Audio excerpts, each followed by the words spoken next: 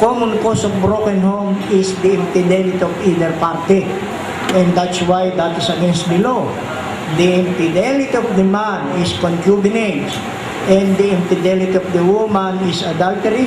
That is punishable by imprisonment, and also a ground for the annulment of this paper that you are going to sign. So to avoid this problem, you must remain faithful and true to each other. That is fidelity. So that is very clear. And the last but not the least is the so-called obligation of mutual help and support. For example, one of you is sick, the healthy one will take care of the sick one. That is help. And if one of you has problem, the one who has no problem shall find the solution of the problem, and vice versa. That is what we call support. So for your own behalf, especially to your Holstein, I will repeat to you the five most important obligation that every couple must observe. Number 1 is to live under one roof.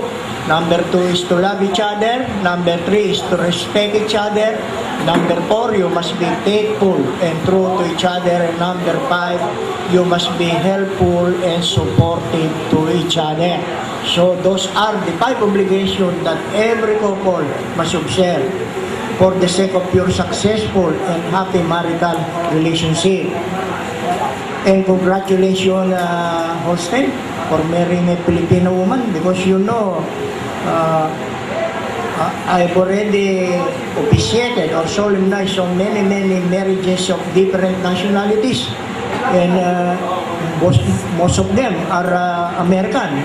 We're American, and you know, I often ask the American people why they choose to marry a Filipino woman rather than an American woman. You know, all of them has the same answer. They told me that they choose to marry a Filipino woman because Filipino woman is very loving, caring. Maybe you have already experienced that. Very hospitable, not like American woman, very demanding and materialistic. That is their opinion. They told me that. Those American people that already officiated marriage. So I would like to congratulate you, Holstein, and you must be proud to marry a Filipino woman. Congratulations, okay? And to make the celebration more solemn, please rise, both of you. And here, throw your right hand. Who is the ring bearer? Please bring the ring here.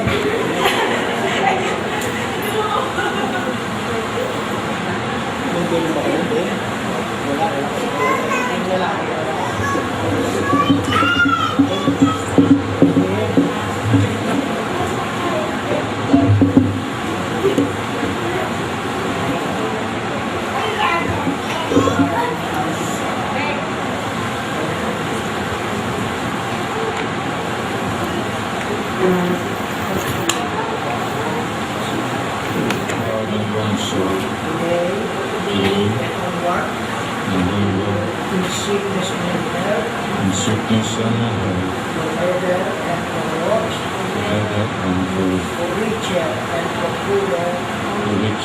for poorer, only there it was part.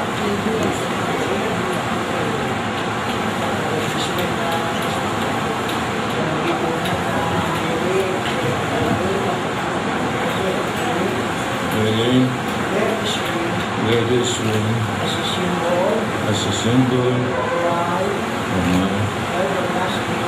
everlasting love for you.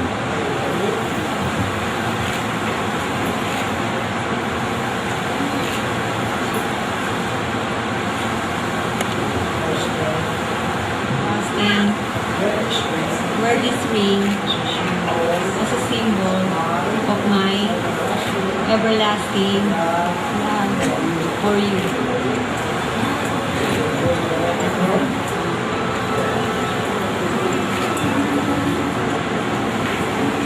By the authority given to me by the Republic of the Philippines, I will now pronounce you as husband and wife, Okay, give me a proof. Horse stand that you love Jalen very much. She's the bride now.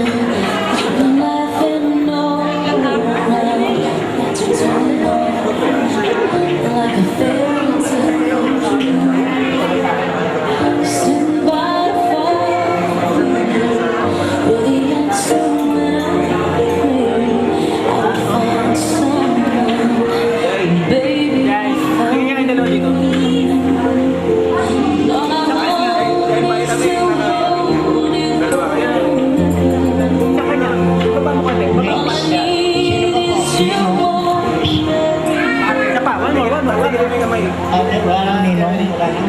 Ninang po, ninang. Okay, one more. From being broken apart.